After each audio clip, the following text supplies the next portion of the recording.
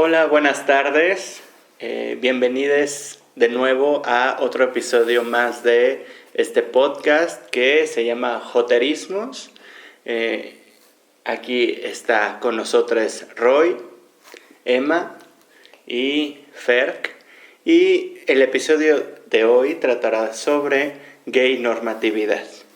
Y bueno, hablar un poco en este episodio, creo que lo que más nos gustaría resaltar es que así como sabemos que como comunidad LGBT pues vivimos en una sociedad en donde hay una serie de prácticas, instituciones, discursos que alimentan esta idea que nombramos como heteronormatividad, que pues nos dice que pues lo normal, lo socialmente aceptado, lo válido es que pues los hombres se enamoren de mujeres, las mujeres de los hombres, que todas las personas nos conformemos con los estándares sociales de expresión de género, de gestos, de gustos, de pues lo socialmente asignado cuando nacemos, ¿no? Si nacemos con ciertos genitales que se leen como de varón, pues se espera que asumamos esa idea de lo que implica ser varón, lo que implica ser un hombre. Si nacen otras personas con otros genitales, se espera o se asume que lo normal, lo natural es que se identifiquen con esto que ha sido asociado para ellas y para estos cuerpos. Pues esa es un poco la idea de la cis heterosexualidad y bueno, genera una serie de normas, una serie de deber ser, una serie de modelos de lo que implica pues ser una persona aceptada, de cómo tenemos que amar, lo que es válido amar. Pues así como tenemos eso, que a grandes rasgos es pues la cis heteronormatividad, pues también nos hemos dado cuenta y queremos reflexionar acerca de pues estas otras prácticas que han surgido últimamente en diversos grupos, sobre todo dentro de los colectivos LGBT, pero también justo de la sociedad en general, sobre todo sociedades pues que se dicen más abiertas a lo LGBT, pues que ha habido esta serie de pues modos de ser más válidos, más socialmente visibles de lo que debería ser una persona LGBT, de cómo debería comportarse, de cómo debería expresarse, de qué es lo que le debería gustar, qué debería consumir, que en primer lugar qué debería consumir y qué en específico. Y pues queremos preguntarnos un poco, hay gente que le ha nombrado a todo esto una cierta normatividad, una gay normatividad, una normatividad LGBT, y que también nos impone pues una serie de regulaciones sobre nuestros cuerpos, nuestros modos de vida, nuestros discursos, y quería justamente abrir esta reflexión de esta sesión del podcast preguntándoles pues si creen que sí existe este tipo de estándares normativos de lo que es ser un buen gay, una persona LGBT correcta o más socialmente aceptada pues por esta sociedad que es cis heteronormativa en primer lugar, y si sí existe, ¿cuáles creen que son estas normas? ¿Cuáles creen que son estos modelos? ¿Cómo debería ser según la sociedad esta persona LGBT pues ideal para este mundo cis heteronormativo, ¿no? Entonces, bueno, pues no sé quién quiera comenzar. O sea, yo creo que lo primero que diría es que lo que estamos ahorita nombrando como gay normatividad, pues es una variante de la heteronormatividad, ¿no? O sea, porque, como bien lo decías, pues estamos como en un sistema cis heteropatriarcal y en primer lugar, pues sí, ¿no? O sea, siempre se asume que cualquier persona es heterosexual, ¿no? Esa es parte de la norma, ¿no? Entonces creo que la gay normatividad un poco surge de eso, ¿no? De cómo le haces para ser normal en estas ideas de normalidad que te impone la sociedad cuando ya no estás cumpliendo con una de esas normas que es la heterosexualidad, ¿no? Entonces, bueno, es como de, ok, fallaste en algo, más o menos eso te dice la sociedad, y entonces ¿cómo le haces para no salirte tanto, ¿no? Y entonces creo que sí hay muchísimos ejemplos de cómo, sobre todo creo que los gays hemos entrado en esas dinámicas como de normatividad. Como que ahorita que te escuchaba estaba pensando mucho que para cualquier grupo como oprimido, creo que uno de los primeros estereotipos es que son problemáticos, ¿no? Y entonces creo que en lo gay sí hay esta cosa como de, pues esto que platicábamos, por ejemplo, ¿no? De la Marcha del Orgullo, cómo las empresas participan, cómo de pronto celebramos mucho esta cercanía con el mundo del trabajo, de las empresas, ¿no? De las marcas, porque pues tiene que ver con esto del consumo, pero también con lo laboral que es tan fuerte en nuestras vidas, ¿no? La idea del trabajo y a pesar de la explotación y de lo que puedan traer esas empresas, como que siempre hay esta cosa de celebrar eso, ¿no? Celebrar que nos incluyan, que ponen la banderita. Y entonces pienso que eso es un poco parte de la gay normatividad, ¿no? Romper con esta idea de que los gays somos conflictivos, ¿no? Porque lo conflictivo siempre es, pues sí, como está lleno de estereotipos y de estigmas, justo porque la idea es que no lo seamos, ¿no? Que respetemos las normas sociales, ¿no? Y creo que a veces eso, ¿no? Las personas que cuestionan el sistema, pues se ven mal, ¿no? Y entonces creo que esa es una de las primeras formas en que la gay normatividad nos normaliza, ¿no? Pero, o sea, a ver, creo que hay un reto, porque les escucho y sí, justo pienso que no sé si en todo proceso, como, a ver, en esta cosa de lo normal y lo anormal, ¿no? En estos momentos en los que lo anormal intenta buscarse un lugar dentro del territorio de la normalidad, no sé si ahí hay como una especie de costo a pagar, ¿no? O sea, como de tengo que un poco ajustarme a ciertas coordenadas, códigos, lógicas. Entonces, o sea, lo digo ahorita un poco de manera desorganizada en mi cabeza y verbalmente también. Pero lo que quiero decir es, ¿cómo le hace uno, no?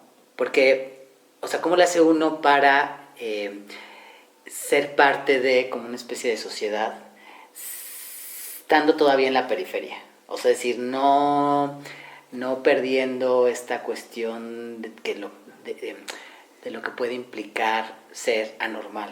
O sea, es decir, pienso en la potencia que puede tener la cuestión anormal. Por ahí estoy yendo.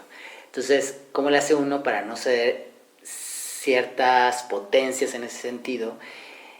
Y sí, de todos modos, ser incluido como en un aparato de derechos, de cosas básicas para la vida misma. Entonces, a ver, no sé si está teniendo sentido lo que quiero decir, pero, o sea, creo que la cuestión es como complicada, ¿no? O sea, hay como una cosa ahí de una especie de autotrampa que no sé si vamos a poder salir de ella. ¿Qué quiero decir con todo esto?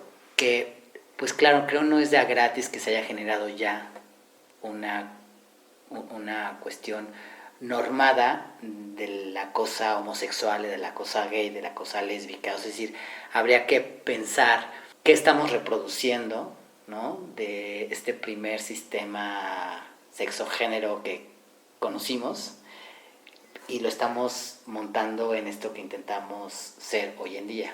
Pienso por ahí un poco. ¿Cuál fue la pregunta? O sea, el inicial fue algo como si uno ubica cierta normatividad, ¿En ¿no? qué ves, claro. ¿Qué ves la norma? ¿Y en dónde la ves? O sea, ¿qué modelos crees que son los más normativos? ¿Cuáles son los más reconocibles? Claro, pienso por un lado también en la cuestión estética, o sea, visual, ¿no? O sea, es decir, es que no puedo dejar de pensar en esto que estamos hablando sin pensar en los procesos que se dieron para que uno pudiera a lo mejor ahorita estar sentado acá platicando. Entonces, esos procesos, pues de una u otra manera tuvieron que ver también con una puesta en escena, ¿no?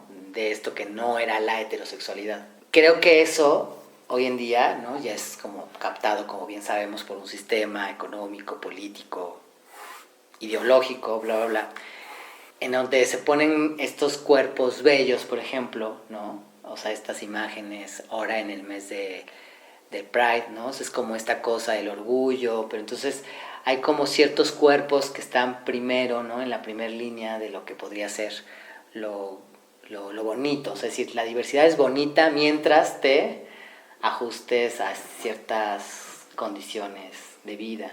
A lo mejor no de a gratis, por ejemplo, buscamos esta cosa de repente de reproducir ciertos patrones en las relaciones, no lo sé. Pienso que lo estético es una cosa, o sea, la cosa del cuerpo, ¿no? O sea, como preocuparte por cómo te ves, cómo te van a ver. No se diga además de las prácticas sexuales o eróticas, ¿no? O sea, es decir, dónde, cómo, con quién, ¿Con no lo sé, con cuántos, cada cuánto, ¿Dónde?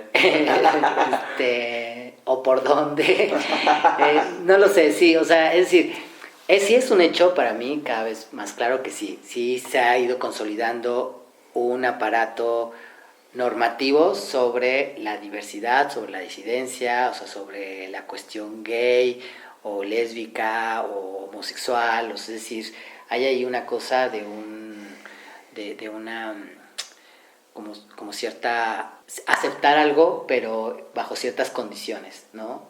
Nomás no vengas muy afeminado, ¿no? O sea, por ejemplo, es otra cosa. A ver, no sé si les pase, pero por ejemplo, en grupos de puros hombres homosexuales, se da a veces mucho esto de no caer en la cosa de la feminidad o de ser demasiado amanerado, ¿no? O sea, hay como esta necesidad por seguir manteniendo cierta cuestión de lo masculino, hegemónico, ¿no? O sea, además hay como toda una, como si fuera lo contrario, o sea, tengo que demostrar qué tan hombre soy, aunque sea gay o aunque sea homosexual, ¿no? O sea, es decir, es como que además se reafirman ciertas prácticas, digo, no, yo al menos lo veo un poco así, o sea, veo como doblemente más enfatizadas una serie de reproducciones súper machistas, por ejemplo, ¿no? No lo sé. Interrúmpame porque yo divago, claramente. Y que creo que justo tiene que ver, algo que rescato mucho de sus participaciones, es que en primer lugar me gustó que dijiste que en realidad vivir en un sistema pues normativo, cis heterosexual en primer lugar, y con estas normatividades nuevas, pues tiene un costo, ¿no? Tiene un costo en nuestros cuerpos, en nuestros deseos, en lo que queremos ser, en lo que nos dejan ser, ¿no? En lo que no podemos ser tampoco y queremos, y de plano pues también no se puede a veces, ¿no? Entonces todo tiene un costo, ¿no? A veces el costo sí, es un costo distinto. Pertenecer a una sociedad tiene un costo. Pertenecer a la sociedad tiene un costo. Pertenecer a la sociedad cis heteronormativa tiene un costo específico. Claro. Y ya sabes si además está el otro costo de ser normativo o no. ¿Por qué? Porque ser normativo hasta cierto punto te genera cierto tipo de cosas que no te genera el costo de pues, ser más disidente, ser muchísimo más, como dice Emma, de pues problemático para el sistema. Y creo que dijiste una manera de normatividad muy interesante y Roy dijo otra, y las dos creo que se complementan, porque una de las maneras de ver la normatividad es, como dices, cómo podemos ser hasta cierto punto no solo no problemáticos, sino invisibles para un sistema cis heterosexual. Entonces, para ser invisibles, pues a veces sí adquirimos cierto tipo de complicidades, cierto tipo de discursos, de formas de actuar y de ser, de prácticas, pues heterosexuales, cisgénero, incluso pues aunque no son, a veces sí, abiertamente homofóbicas, la homofobia internalizada, misóginas, lesbofóbicas, bifóbicas, transfóbicas, pues para la sociedad es un cierto costo que está ahí. Y aunque no sean así, pueden ser, por ejemplo, mis estudiantes, ahorita tengo muy presente esto, que dicen, bueno, hay textos, por ejemplo, que no son, hay discursos que no son transfóbicos, por ejemplo, pero sí están en un ensimismamiento cis. O sea, es como si no soy transfóbica, pero pues no estoy intentando dialogar, pensar, abrir mi discurso a la experiencia trans. Entonces, ese tipo de cosas, pues le favorecen al final el sistema heteronormativo. Entonces, por un lado está esta idea de normatividad que comenta Sema, y por otro lado está la que comenta Roy, que me parece también muy interesante, que es sí ser visibles para esta sociedad, pero ser visibles de una manera específica que pueda ser redituable y útil para ese sistema. Y entonces tenemos, por ejemplo, dices, ciertos cuerpos, cierto tipo de estética, que al final, pues dices, son cuerpos más agradables, cuerpos que venden. Y eso también es importante, porque claro, se presenta la idea, pues muy fetichizada, de que lo LGBT es un producto, es bonito, es un show, ¿no? O sea, o somos invisibles, o somos el show de los heterosexuales, o dentro de la propia comunidad LGBT, que unas letras son el show de otras, ¿no? Entonces, ese tipo de cosas creo que, pues, al final tienen un costo, y me gustó mucho esto del costo porque, pues, también estamos sobreviviendo. La cuestión aquí es cómo resistir pues en este mundo sin caer en esta inclusión en el sistema, porque este sistema ya sabemos que violenta ciertos cuerpos, niega reconocimiento a ciertas corporalidades, ciertas subjetividades son calladas por el sistema. Entonces, pues sí necesitamos sobrevivir, no podemos todo el tiempo ser totalmente visibles en un sistema que quiere exterminarnos. Pero eso no significa que también nos vamos a asimilar a ese sistema, porque finalmente tiene un costo en nosotras y un costo también en otra gente. Sí. Justo estaba pensando muchísimo en esto de la visibilidad, porque creo que es una trampa muchas veces, ¿no? Y creo que hay veces que, no sé, creo que últimamente celebramos muchísimo en la visibilidad, tiene varios años, ¿no? Que creo que es algo muy importante en los activismos, pero también es un riesgo, ¿no? Y ahorita estoy pensando, bueno, estamos grabando este episodio en el mes del orgullo y también que acaba de ganar la primera presidenta mujer en México, ¿no? Y estaba pensando en estas pláticas que hemos tenido de, bueno, pues es que también hay un proyecto de militarización en nuestro país, que la primera mujer presidenta, que tanto le puede emocionar a la sociedad de eso, también va a seguir, ¿no? Muy probablemente. Y eso es muy riesgoso, es algo que históricamente pues, los movimientos sociales entendemos como el riesgo de esa militarización, ¿no? Entonces, pienso como eso que esperamos de la gente, o sea, de que, ojalá que tengamos al primer presidente gay o al primer gobernador gay o al primer legislador gay cuando sucedió, o cuando Ricky Martin salió del closet y es como, la primera persona gay visible en los medios de comunicación y así. O sea, siempre también hay esta cosa de que esa visibilidad pase por ciertos canales de éxito, por ejemplo, ¿no? O de lo institucional en este caso, ¿no? Pero lo institucional a veces puede ser también lo más podrido, lo más peligroso, ¿no? Pues sí, Ricky Martin en realidad representa también todos los estereotipos que nos podemos imaginar justo sobre el cuerpo mamado, el cuerpo deseado, el cuerpo blanco, rico, exitoso, ¿no? O sea, una serie con familia, casado, ¿no? O sea, sin entrar en el detalle de cómo es que hiciste esa familia. Que esa no es todo un tema. Que es, ¿no? Además toda una polémica, ¿no? Pero yo creo que eso es interesante, o sea, todo este tema de la visibilidad y cómo se da la visibilidad, porque creo que nosotros crecimos sin que existiera tanta visibilidad LGBT. No, total. Ajá. Y eso quizá a veces decimos, ay, qué padre que las nuevas generaciones tienen un buen de referentes, pero también hay un riesgo ahí, porque creo que nosotros crecimos como homosexuales con muchos menos marcos, y es muchos menos marcos sociales, muchos menos referentes, y eso creo que nos daba mucha libertad para inventar casi la homosexualidad, claro. ¿sabes? O sea, ¿qué es la vida homosexual? Pues casi lo inventabas, ¿no? Y ahorita está tan regulado o está tan normado justamente que es ser homosexual, que ya tenemos casi el chiste, ¿no? Del gay de la condesa con su perrito, ¿no? O sea, como que ya está muy establecido cómo tiene que ser el gay para que sea aceptado, ¿no? Y no va a ser aceptado el gay pobre, el gay escandaloso, el gay afeminado, el gay pobre, ¿no? O sea, como hay muchas cosas que no vamos a voltear a ver porque queremos justamente ser el empresario, el exitoso. Claro, en la medida que además esa especie de figura, de representación, tiene condiciones materiales para que se den.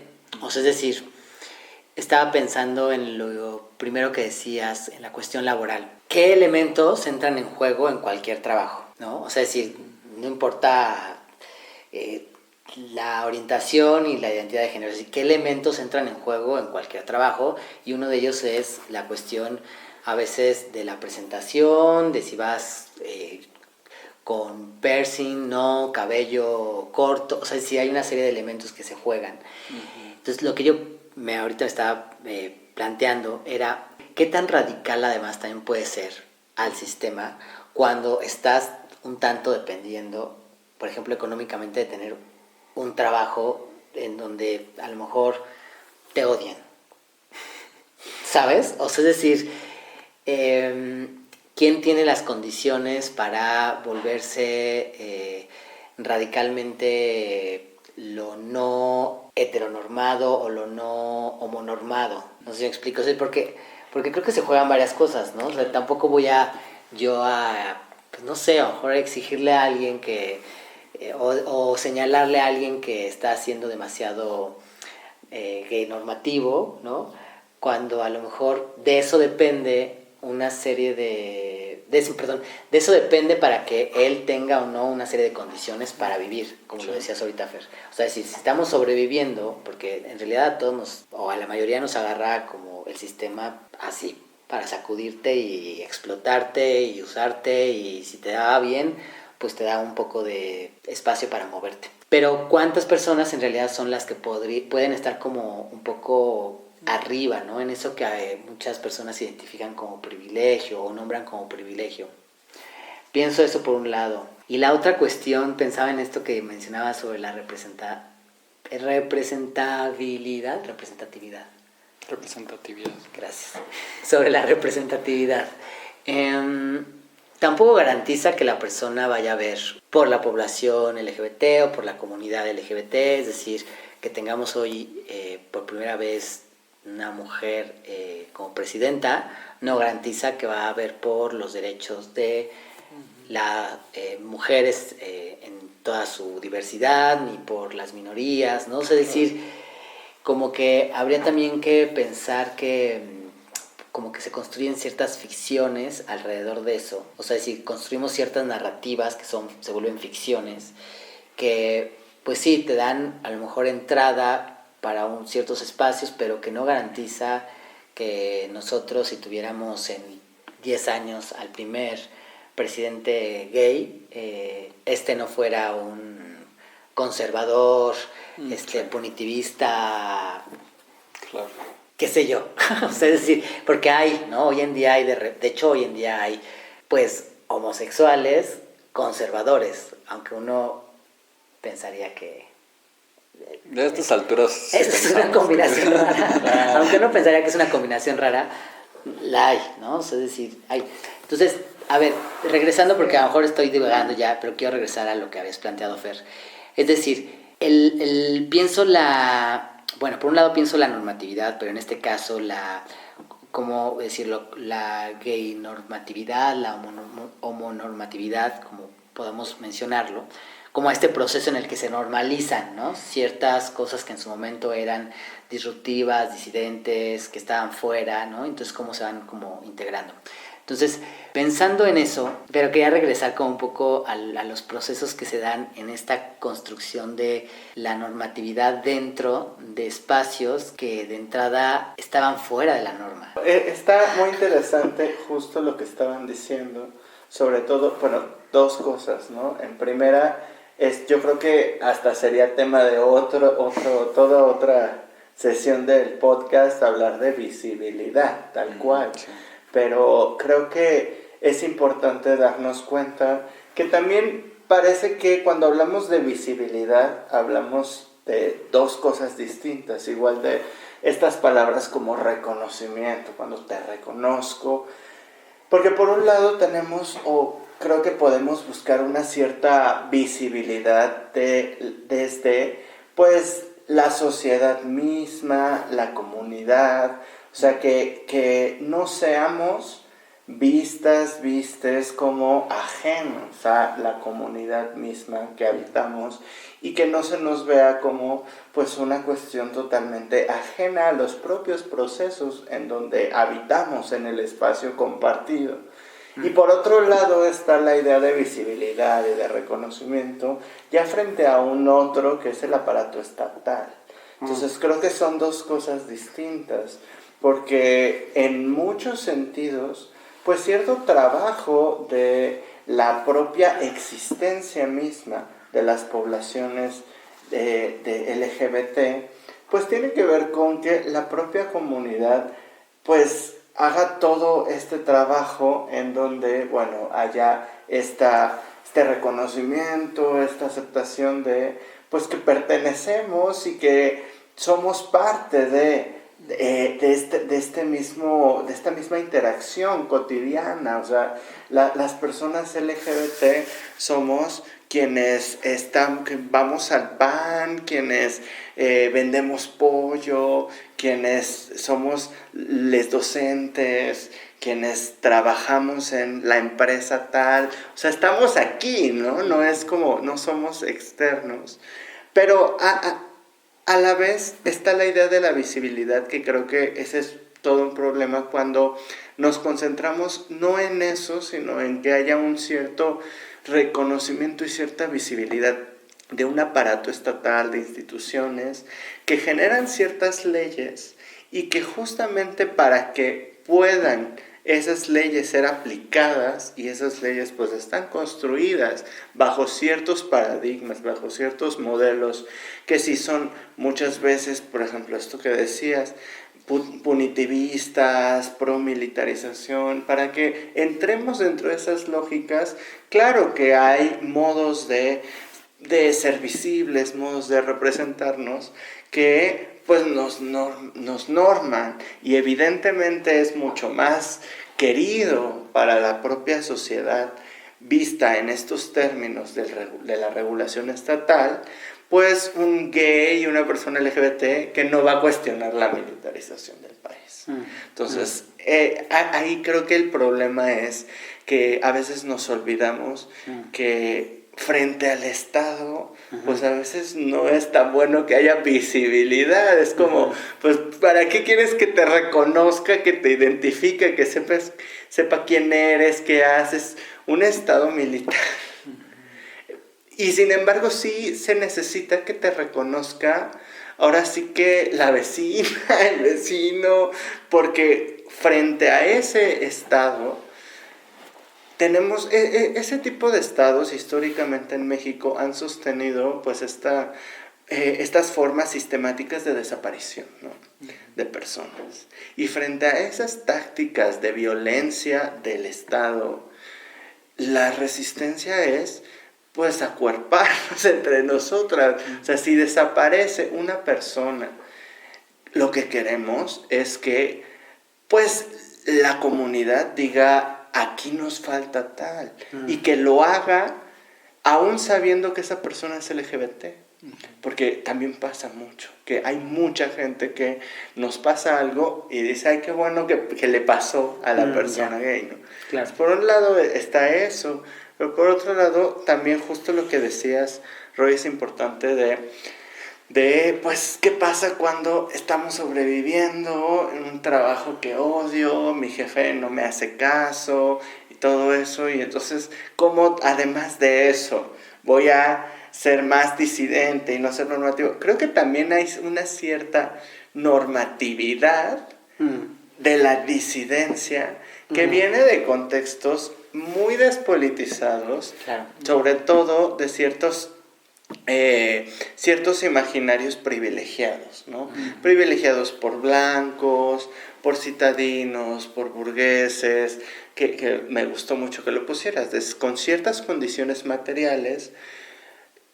Las disidencias, lo que es realmente, digamos, escandaloso para un sistema heterosexual que funda un aparato represor, tendría que ser justamente la propia existencia de las personas LGBT y nosotras estamos en los trabajos precarizados, en las calles, en las prisiones, en todos esos lugares estamos.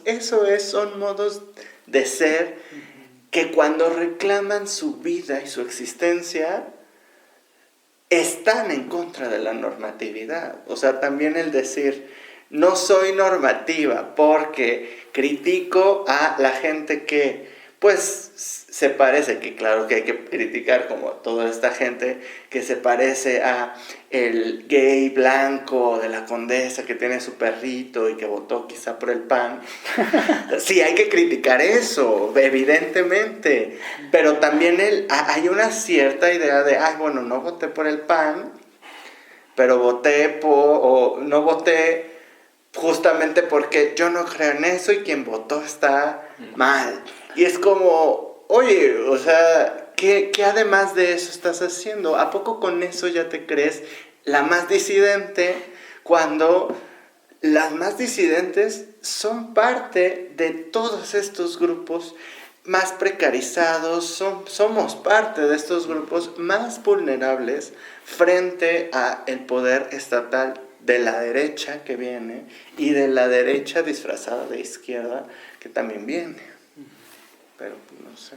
Justo yo estaba pensando en un ejemplo de gay normatividad que se me hace como muy representativo para este episodio. ¿Para qué? Para que no entienda de qué hablamos. Están muy elevados. No, o sea, porque creo que está porque bueno. No se les está entendiendo nada. Luego ver su evolución histórica. No me acuerdo si ya lo habíamos contado en otro episodio, como esta anécdota histórica, pero de cuando surge la pandemia, la epidemia del VIH-Sida, como es un parteaguas súper fuerte para las personas, sobre todo gays, travestis, ¿no? Pero creo que le pega a todas las personas LGBT, que hay como estos grupos de gays y lesbianas que se empiezan como a vestir de traje, arreglarse mucho y dar panfletos en las calles como diciendo, nosotros queremos ser normales, queremos, ¿sabes? Queremos ser hijos de Dios, ¿no? O sea, como desde un lugar, desde una narrativa como muy normativa, justo porque el VIH trajo consigo pues toda esta idea de que hay los pecadores, ¿no? Los que son promiscuos, los que cogen, hacen orgías, son unos depravados, unos pervertidos, ¿no? O sea, como que todos estos estigmas, como hay ciertos gays que dicen, nosotros no queremos ser eso, ¿no? Cuando obviamente también hay otros que dicen, pues sí, un poco de ahí nace lo queer, ¿no? O sea, pues si nos van a llamar pervertidos, pues sí lo somos, ¿no? O sea, justo porque es nuestra forma de confrontarnos con esto que decimos, bueno, pues es que igual y yo no quiero el matrimonio y la familia feliz, estereotipada, ¿no? Se me hace como un buen ejemplo de eso, y aparte creo que si lo seguimos hasta nuestros días, todavía estamos en esa discusión, ¿no? Todavía estamos en esa discusión en la que la gente nos dice, es que ustedes no pueden ser una familia porque no se reproducen, ¿no? Y estamos peleando por decir, no, es que sí podemos ser familia, cuando también deberíamos ampliar eso y decir, bueno, es que hay muchas otras posibilidades de vivir, ¿no? O sea, no solo pelearnos por entrar en la norma, ¿no? Y ser la norma, sino más bien, ¿cómo le hacemos para un poco quebrar esa norma y decir, es que puedes vivir en la putería también si se te antoja, ¿no? O en una comunidad distinta. Y creo que justamente decías de, bueno, cuando nace lo queer y está esto de, bueno, sí somos pervertidos, pero la cuestión aquí, y es el giro que me parece muy importante, es, sí somos pervertidos y no merecemos ese trato indigno, inhumano por eso. Claro, sí. Y también esto, ¿no? Es como, bueno, no somos familia, pero no necesitamos ser familia para ser felices, para tener un cierto lugar en la comunidad, en la sociedad. Para que no te violente. Para que no te violente, para que puedas vivir en paz, en felicidad, en alegría, o ya tan siquiera sin tanto en la cabeza, ¿no? Entonces, pues eso es importante, ¿no? El decir, bueno, quizá no soy eso y no por eso me vas a tratar como me tratas, ¿no? Entonces creo que eso es interesante. No sé qué. No, me hicieron pensar ahora en esto otra vez. Si la cuestión de la gay normatividad, la estoy pensando hacia ahorita, si la cuestión de la gay normatividad es una especie de efecto para lograr incorporarnos de alguna manera a un sistema ya existente, por así decirlo, ¿no? O sea, como un poco plana mi resumen, pero bueno, así va. Es decir, lo que quiero ahora montar en la mesa es, bueno, para que se haya ido consolidando algo normativo alrededor de la homosexualidad, es porque también hay beneficios, que digo, ya lo hemos tocado ahorita un poco, pero quiero como señalarlos, es decir, hay gente beneficiándose de justamente sostener esa gay normatividad, ¿no? O sea, es decir, no se sostiene sola, no es algo que se dé así como afuera de las dinámicas, en realidad se sostiene un poco se sostiene a partir de las relaciones de poder que hay, las relaciones además disparejas, es decir, para que haya pienso ahora, no sé si así sea, pero lo pienso así, para que haya un gay bonito en el poder, ¿cuántos otros no tuvieron que, qué sé yo, pagar un costo, ¿no? Por ese que está ahí. Y seguimos pagando. O sea, es decir, ¿por qué traigo esto? Porque, a ver, pienso que justo como hay alguien que se beneficia, y obviamente tenemos seguramente en nuestra cabeza personas muy concretas, pero no vamos a evidenciar eso. ¿O sí? Sí. Claro, se vuelve complejo, o sea, es decir, se vuelve compleja esta crítica que estamos intentando hacer ahorita mismo, se vuelve compleja llevarlo a otros espacios, porque justo lo que pones en juego ahí es una serie pues de ventajas y de privilegios y de cosas que favorecen a ese tipo de personas porque están dentro de esas lógicas. No sé si me explique, sí. ¿No? O sea, es decir, pienso en varios, pero sí digo, o sea, esto inténtalo hablar con estos que reproducen esos modos de vida más normativos y pues de entrada seguramente va a haber una manera de negarlo, de salirse por la tangente, porque lo hemos visto, o sea, es decir, para mí uno de los claros ejemplos de esta gay normatividad es gays en grupos conservadores, ¿sabes? O sea, es decir, reproduciendo una serie de lógicas que durante mucho tiempo estuvieron en contra de ellos, ¿no? O sea, es decir, ¿cómo te incorporas? O sea, ¿qué tuviste que haber cedido? Es una gran pregunta. ¿Qué tuviste que haber cedido para pertenecer ahí, para seguir reproduciendo eso y claramente para beneficiarte de eso? Porque si no, no estarían ahí. O sea, no creo que uno sea tan masoquista. O sí, justo, no lo sé. Justo es pregunta. Lo que dices es muy, muy interesante y yo retomo para decirte más bien la pregunta un poco, ¿qué tuviste que haber sacrificado y a quién tuviste que haber sacrificado? Porque también justo creo que una de las cosas que pasa, ya habías comentado eso en una intervención anterior, pero es muy, muy importante esto de, bueno, es que hay un costo, pero también es porque estamos sobreviviendo. O sea, todas las existencias LGBT tenemos un costo extra por existir en un mundo cis heterosexual. Pero evidentemente hay gente a la que le cuesta más que a otra. Y entonces creo que la gay norma, la cis norma, todas estas normas que pueden entrar son menos incómodas o favorecen al sistema. Son normas que lo que hacen es prometerle a ciertos grupos que son los que más se acercan, como dices Emma, hace rato decías, que más se acercan a no ser incómodos, o como decías Roy, que no se acercan pero que podemos fetichizarlos como objetos de consumo de todo tipo. Podemos capitalizar capital cultural, político, económico con estos grupos. La gente que más se acerca, pues le dicen que hacemos tu vida menos problemática si te ajustas a ciertas cosas. El costo es, pues, tu propio deseo, tu propia vida, tu propia libertad, pero no solo eso, el costo también es, pues, la pérdida de estos lazos de solidaridad que puede haber con otras personas LGBT. Y es como, bueno, tú ya llegaste, qué padre, en cierto momento, pues, si queremos, si te sales de la norma después, o si ya no te queremos usar, pues ya, te desechamos y ya. Pero mientras estés aquí, no te sales y pues ni modo, tú te salvas y otra gente se queda afuera.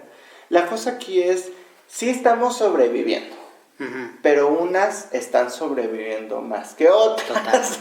Y entonces, evidentemente, las condiciones materiales, económicas, políticas, sociales, de una vida, pues, de precariedad que podemos estar viviendo, hacen que haya gente que crea que se le va a acabar el mundo cuando se rebelan frente al sistema cis heterocapitalista.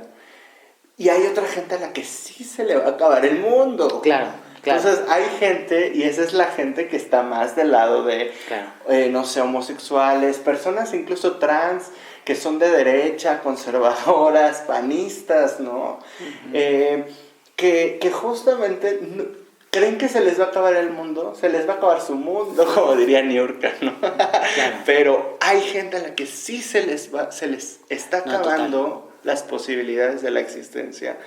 Y también es una cosa hay un cierto pacto, ¿no? También, que yo creo que habría que romper para mostrar solidaridad entre personas LGBT, y es lo que no está haciendo esta gente, que de todas maneras, por más que le jueguen a ese bando, nunca van a ser como estas personas cis heterosexuales, y en cualquier momento las van a desechar igual. Entonces habría que pensar en eso. Pero bueno, para ir cerrando... Pero a ver, ya te quería preguntar, les pregunto a los dos. Porque una de las respuestas que puede dar cualquier grupo que se encuentre en estas coordenadas de las que ya hablamos, y cada quien se imaginará su propio ejemplo, una de las respuestas es, bueno, pero es que tienes que ir cambiando el sistema de poco a poco. O no puedes pelearte con todos todo el tiempo. O es que nosotros desde acá estamos haciendo queremos hacer un cambio, ¿no? O sea, es decir, esos discursos ahora en el tiempo electoral los estuvimos escuchando, sobre todo de estos personajes que estaban en estos grupos, o sea, es decir, gays que estaban del lado de grupos conservadores, ¿no? Y su narrativa es que, bueno, es su forma de dar la lucha, bla, bla, bla. La pregunta que quiero hacer es, ¿cómo uno logra justo revertir esa narrativa, esa explicación que, cosa de entrada, no resuelve nada? Porque ya lo dijiste tú, o sea, decir, claro, ellos podrían enunciar, bueno, es que así nosotros damos la batalla. Claro, pero tu batalla, perdón, no es la misma que... es tener un lugar en el Senado. Que alguien, claro, o que alguien que sí necesita de hacer la batalla porque de eso depende literal su vida. Claro. ¿No? Entonces, es decir, pues cómo, lo que intento como decirme a mí mismo es cómo le hace uno para generar una contranarrativa a eso que aparece ahí como una especie de narrativa lógica, porque además es bastante vendible. O sea, frente a eso, ¿cómo les respondes? ¿No? Cuando además criticas ese pacto, me parece que la palabra clave, que no lo logré enunciar, pero tú la acabas de enunciar bien, es los que tienen el pacto, ¿no? Con ese sistema, ¿no? ¿Cómo le haces para traicionar? O sea, es decir, deja de sostener eso que te va a aplastar en cualquier momento, porque Eso es cierto, o sea, en cualquier No, momento... es que yo creo que A ver, estamos generalizando mucho con las personas LGBT como si la opresión fuera Ya. hacia todas las personas LGBT.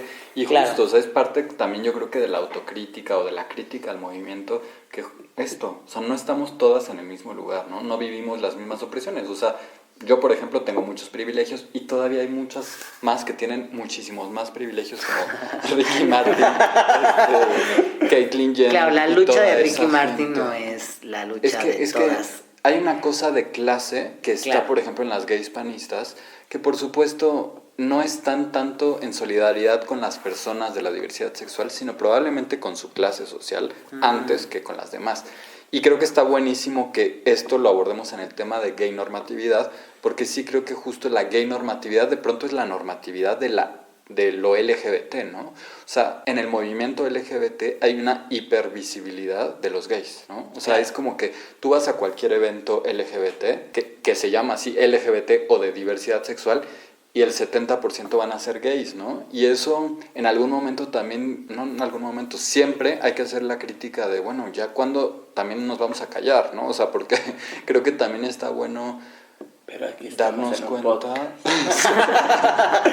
No, pero es parte justo de eso, ¿no? Si vamos a hablar, pues hay que hablar también para hacer autocrítica y decir, Claro. güey, ¿cómo le estamos quitando un buen de espacios a las mujeres trans, a los hombres trans, a las personas NB, a las lesbianas, a las bisexuales? Y les estamos quitando y no estamos hablando de sus vivencias porque ni las estamos pensando, ¿no? Y entonces la mujer trans, pobre, migrante, etcétera, pues quizá está viviendo otra realidad y tiene otras necesidades y su lucha quizá nos damos cuenta, porque pues hay esos niveles de ingenuidad a veces, nos damos cuenta de que nuestras luchas son súper diferentes, ¿no? Yo estoy luchando quizá porque gane el PAN y porque me den mi bolsita de Doritos con arcoiris. Y hay Bueno, otra otras, que... tú no. Otras, sí. Para aclarar. Y hay O otras sí. que... De una vecina. No soy panista. Y hay otras que están luchando por sobrevivir, ¿no? O por tener un reconocimiento legal en el país, o sea... Claro. Pero justamente a eso me refería un poco con que hubiera solidaridad, porque claramente Sí. las luchas no son las mismas, pero sí podemos hacer este tipo de prácticas de romper pactos y de solidarizarnos y construir con otro tipo de gente, de personas que no son las que tienen los mismos intereses particulares, pero que compartimos sí una especie de pues opresión específica común, ¿no? O sea, por ejemplo, una de las cosas que quizá a mí me preocupan y lo que sí necesito yo en particular que las personas LGBT podamos como ir hacia allá, pues es el tema de la vivienda, ¿no? Del derecho Ya. a la vivienda, de la precariedad laboral, Claro. de que ya no podemos seguir pagando lo que pagamos de renta porque se nos está yendo la vida, porque no hay trabajos estables, pero claro que eso no es lo que le preocupa, como dices, a mujeres transmigrantes. O sí, también el tema de la vivienda, ¿no? Pero la vivienda, pero de o sea, diferente manera, ¿no? O sea, Y ¿por qué entonces, luego justamente, nuestra lucha, como pensamos que en la generalidad es la inclusión? Y justo, o sea, hay Ya. gente que es como de, güey, necesito comer, necesito un espacio es que para la vivir. inclusión en abstracto no, tendrá que ser la lucha esa, y creo que eso sí nos hermana al final, porque necesitamos comer, necesitamos un refugio, una casa, necesitamos lazos de cariño y de afecto de la gente. Esto que les digo que es tan importante como que sepas que si desapareces te van a buscar, que esperemos que nadie desaparezca, pero el que sepas que si te pasa algo, cualquier cosa, la gente está ahí para responder, para buscarte, para saber que estás bien, para que desea saberte con bien. Eso es importante y creo que eso es algo que puede unir frente a estas cosas abstractas como la inclusión, porque la inclusión ¿en dónde? La inclusión en el Banco de México, la inclusión en el Senado, la inclusión en nuevas bancadas, o sea, ahí no. Y qué bueno que haya gente que esté incluida ahí, pero pues esa no es la lucha. Y otra vez creo que es importante eso de a gente que cree que se le va a caer su mundo y otra gente a la que realmente está pendiendo su existencia de un hilo por las condiciones y porque no hay solidaridad. Yo diría nada más lo último, para que más bien dejarte a ti que vayas cerrando, pero, o sea, regresamos a que uno de los problemas es claramente nuestro sistema, bueno, no ni nuestro, el sistema capitalista. En el que vivimos. El sistema capitalista en el que vivimos. Y pensaba en cómo es que la misma idea de lucha y la misma idea de revolución y la misma idea de la izquierda y la misma idea de disidencia la capta el sistema, ¿no? La desarticula de una manera perversa y te la vuelve a poner ahí como un producto de intercambio. O sea, es decir, porque, claro, cuando les escucho que hablamos de luchas, pienso que también hay una especie ya de fetichización, por así decirlo, como de algo ya tanto ahí intercambiable como mercancía, de lo que sería o no una especie de lucha, ¿no? O sea, es decir, pero solo quería apuntar parece ser que en realidad la cuestión nos regresa, o sea, regresamos a la cuestión de sistema horrible en el que nos encontramos. O sea, es decir, que todo lo agarra, lo manipula y te lo devuelve claramente como un producto para que tú además lo puedas pagar. O sea, es decir, hoy, casi que hoy en día pagas por pertenecer a una lucha. Y eso está bastante jodido. Eso creo. Que dices, creo que da en el punto, e insisto, eso puede ser otro episodio después, hablar sobre cómo la política se ha mercantilizado y se ha fetichizado. Cuando, por ejemplo, dicen, es que la política es cuestión de marketing y de vender algo. Y yo digo, no, eso no es la política, eso es, nos han vendido que eso es la política, pero cuando mercantilizas pues estas prácticas que tienen que ser para ponernos de acuerdo acerca de cómo organizar el mundo en el que habitamos y lo que nos es común, cuando mercantilizamos eso, de entrada ya estamos en otro registro, porque pasa lo que dices, yo tengo un derecho, te lo intercambio, ¿por qué? Por tu solidaridad a otros que no van a alcanzar ni siquiera eso. Eso yo creo que es un tema que podemos tratar después, pero bueno, ahorita yo creo que ya nos pasamos un poco del tiempo y nada más quisiera pues preguntarles que si tienen alguna reflexión final. Claramente no agotamos el tema y podemos seguir tratándolo después, pero era bueno iniciar poniendo ciertos puntos sobre la mesa, ¿no? No sé si tienen alguna conclusión final acerca de este tema.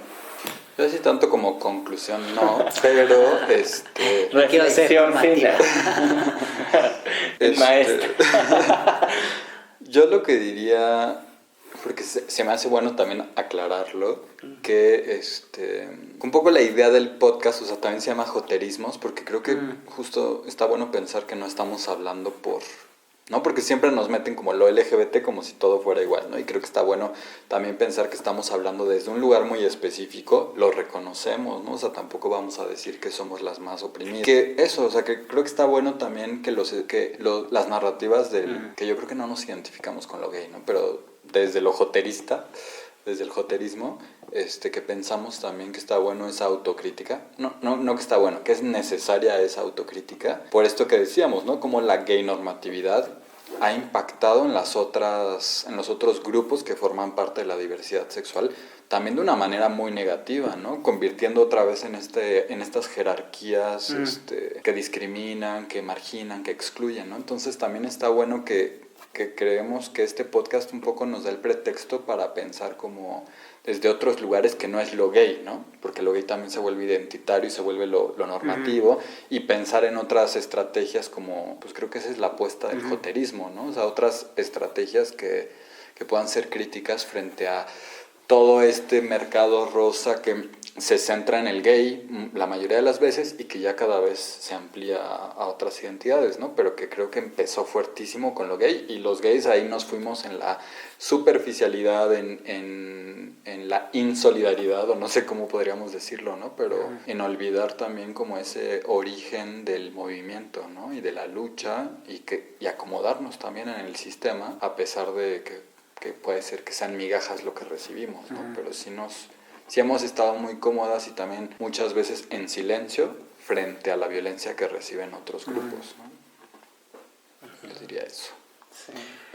Yo solo... No me hiciste pensar que sí es justo este programa, es un buen guiño para también pensar justo el proyecto completo de Joterismos, que posiblemente después podemos hablar más de él, pero sí me hace pensar que cuando lo platicábamos, o sea, es decir, cuando estaba como en proceso la idea y demás, sí he de decir que yo mismo, o sea, si lo hago constantemente, es como que me pregunto, ¿no? O sea, sobre qué significaría para mí ser de otras formas de gay, homosexual, jota, marica, o sea, es decir, porque además también uno entiende que las identidades son un poco más flexibles, fluidas, o sea, es decir, esta cosa como rígida con el paso del tiempo, por no decir de los años, va entendiendo uno que van perdiendo cierta como estructura aparentemente inmóvil, ¿no? O sea, es decir, que uno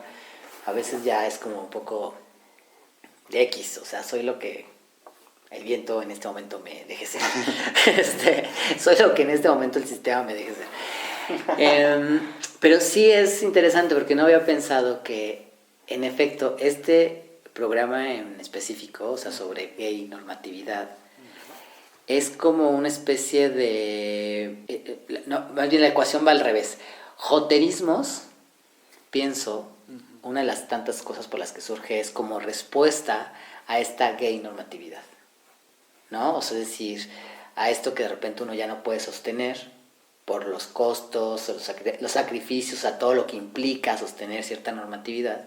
Entonces uno se empieza a encontrar con otro tipo de personas y empieza a hacer esta articulación, ¿no? Desde otros lados y empieza a consolidar cosas interesantes. Y por eso sí quería subrayar esto que acabas de mencionar, Emma. O sea, es decir, creo que el joterismos sí es en estos momentos el efecto de cierta comunidad que hemos hecho, al menos entre nosotros. Y cuando digo entre nosotros no es solo nosotros tres, sino es como estas historias que hemos también entablado con otros que se van reflejando en estas conversaciones, ¿no? Entonces totalmente de acuerdo cuando dices no estamos como intentando ser portavoces o representantes, ¿no? No falta el... Como muchas. No falta que no vaya a decir no me representas. En redes para saber, ¿no?, quién es. Claro, porque se juega el no me representas, ¿no? Y en ese sentido, yo sí me pensé muchas veces qué tanto avanzar con el proyecto, porque siempre está este juego de, pero yo no represento a nadie, ¿no? Pero a la vez creo que es una trampa también. Te representas a ti. Exacto, es una trampa. Y digo esto ¿por qué? Porque creo que es una trampa porque de repente también uno no se cree a veces lo que dice. ¿Sabes? O sea, está esperando a que alguien más valide lo que piensas, cómo lo piensas. Es decir, alguien que venga en este momento aquí con 3 palabras mejor articuladas que yo, pues claramente me va a callar. O sea, decir, no tengo esa cosa de o al responder revés, rápido. Mucha gente que te puede escuchar y puede decir, ay, qué bueno que lo dijo, sí. porque Espero sea así. me identifico. Porque a lo mejor sí puede haber algo que entre otros y otras y otras podamos como tener en común. Pero sí creo que joterismos en ese sentido es una respuesta a esta gay normatividad que hemos constantemente visto. Y que además es algo que no necesariamente a veces pasa por el plano de lo consciente o de lo... como en la cuestión como más de la razón. O sea, es decir, pasa por registros, pues claro, inconscientes, que de repente uno no se cacha, o sea, y luego cosas que uno no se topa que está haciendo, que luego ya descubre que hizo todo el tiempo mal, qué sé yo, o sea, es decir, también... Nuestra amiga psicoanalista. O eso, eso dice. O sea, yo lo último con lo que ya me callo es con... Y la otra es tenernos un poco más de paciencia, ¿sabes? O sea, es decir, en este proceso de saber en qué momento sostienes o no al sistema que te está oprimiendo. O sea, también se requiere un alto grado de paciencia para uno mismo y para el otro. En fin, ya suelo divagar, como ya lo han empezado a ver. Entonces yo hasta ahí dejaría lo de hoy y con lo de la paciencia. Súper bien, porque además creo que así tenemos que hacerle, ¿no? O sea, como no solo desde la paciencia, sino desde el acompañamiento afectivo. No se trata nada más de, híjole, como no piensas como yo, como te falta autocrítica, como todavía le hablas a esa persona con la que yo ya no puedo ni pensarlo, pues ya te excluyo también. Pues no, se trata de acompañarnos en un proceso. Yo ya superé esa teoría. Claro, porque hay que justamente, eso es parte también de romper ciertos pactos. Claro. O sea, el irnos acompañando en procesos, no solamente tenernos paciencia, sino comprendernos e ir caminando juntas, juntos, juntes, ¿no? Y bueno, yo creo que de eso se tratan los joterismos, ¿no? Y bueno, pues muchísimas gracias, Emma, Roy, por esta sesión que creo que ha sido muy, muy enriquecedora, la he disfrutado mucho. Y bueno, pues agradecerle también a la audiencia por estar aquí, por escucharnos, y pues sintonícenos, esperen el siguiente episodio del podcast, y pues ahí estaremos subiendo detalles de qué va a tratar y pues de cómo pueden interactuar con nosotros, nosotras, nosotres, para justo pues seguir en la discusión. Y con eso, bueno, terminamos. Muchas gracias y hasta luego.